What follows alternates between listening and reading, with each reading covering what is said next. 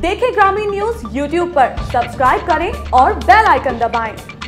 नमस्कार दोस्तों, मैं हूं पारुल यादव और आप देख रहे हैं ग्रामीण न्यूज़ में खेती बाड़ी और किसानों से जुड़ी आज की बड़ी खबरें। बिचौलिए या दलाल के चंगुल में फंसकर अपनी खेती की लागत भी नहीं निकाल पाने वाले किसानों के लिए राहत भरी खबर है। किसान केंद्र सरकार की दृष्टि योजना के तहत अपनी कंपनी खोलकर अपना उत्पाद अब सीधे बाजार में बेच सकेंगे। किसान 15 से 20 लोगों का एक समूह बनाकर अपनी कंपनी खोल सकेंगे।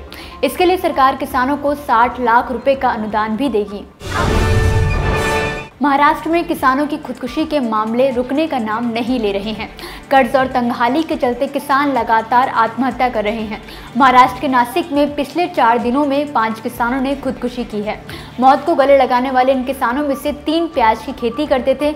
बाजार में प्याज के दाम गिरने से किसानों को इसके उचित दाम नहीं मिल पा रहे थे, जिसके चलते उन्होंने आत्महत्या कर ली। सागर के देवरी में किसान की मौत के बाद गुस्साए लोगों ने चक्का जाम कर दिया। दरअसल कर्ज माफी की लिस्ट में अपना नाम देखकर एक किसान को हार्ट अटैक आ गया और उसकी मौत हो गई। दरअसल बिना कर्ज लिए कर्ज माफी की लिस्ट में 5 लाख से ज़्यादा का कर्ज देखकर किसान को सदमा लगा और उसकी मौत हो गई। इसके बाद लोगों ने हाईवे पर शव रखकर चक्का जाम कर दिया। अन्य पशुओं की समस्या से परेशान किसानों ने बुधवार को गौवंश और सांडों को तहसील मुख्यालय के अंदर भरकर जोरदार प्रदर्शन किया। किसान नेता मुफ्ती सिंह पहलवान के नेतृत्व में गांव टीकरी खुर्द के किसानों ने जमकर नारेबाजी की और गौशाला निर्माण की मांग पर अड़े रहे। तहसीलदार और प्रभारी निरीक्षक के पहुंचने के बाद अस्थायी गौशाला बनाने का आश्वासन मिलने पर किसान शांत हुए। किसानों को बेसहारा घूम रहे पशुओं की व्यवस्था के लिए ज्ञापन सौंपा गया है। यूरिया की किल्लत से अन्नदाता बेहाल हैं। बुधवार को लगातार तीसरे दिन चंदौली स्थित कृभको केंद्र पर यूरिया की खातिर किसानों की कतार लगी रही। सरकारी समितियों पर उर्वरक की अनुपलब्धता अन्नदाताओं के लिए मुसीबत बन गई है। बोरी 2 बोरी खाद के लिए भी किसान ठंड में पसीने बहाने को विवश हैं।